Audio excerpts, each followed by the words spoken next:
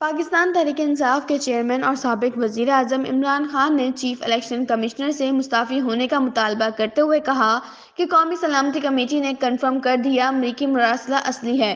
اجلاس میں واضح ہو گیا کہ مداخلت اور سازش کی گئی، جو ثابت ہو گئی۔ پہلی دھمکی بھٹو، دوسری مشرف، تیسری مجھے دی گئی۔ عوام کا سونامی اسلام آباد آئے گا۔ کارکن حقیقی آزادی مارچ کی تیاریاں کریں۔ پاکستان کی حقیقی آزادی کے لیے اسلام آباد کی کال دوں گا۔ پی ٹی آئی حکومت کو ہٹانے کی سازش لندن میں تیار ہوئی۔ نواز شریف، شہباز شریف اور آصف زرداری بھی شریک تھے۔ سپریم کورٹ کو چاہیے معاملے کی اوپن سماعت کر کے ملوث کردار بے نقاب کر دے۔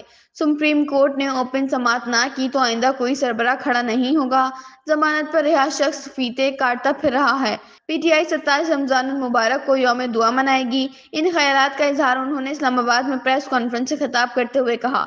عمران خان نے کہا کہ اللہ کا وعدہ سچا ہے۔ قومی سلامتی کمیٹی میٹنگ نے کنفرم کیا کہ مراسلہ اصلی تھا۔ جو بائیڈن انتظامیہ کی آفیشل نے تکبر کی زبان استعمال کی۔ ملک کے وزیر اعظم کو دھمکی دی گئی۔ عدم اعتماد سے پہلے ڈونلڈ لو نے دھمکی دی۔ دھمکی میں کہا گیا کہ اگر عمران خان کو نہیں ہٹائیں گے تو مشکلات آئیں گی۔ ملک کے وزیر اعظم کے خلاف سازش کی گئی۔ سابق وزیر اعظم نے کہا کہ نیشنل سیکیورٹی کی میٹنگ ہوئی، اس سے پہلے کہہ رہا تھا کہ مراسلہ آیا، ملک کے خلاف سازش ہوئی۔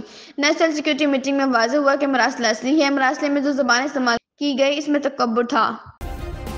سبسکرائب کریں اور بیل دبائیں تاکہ کوئی خبر رہ نہ جائے۔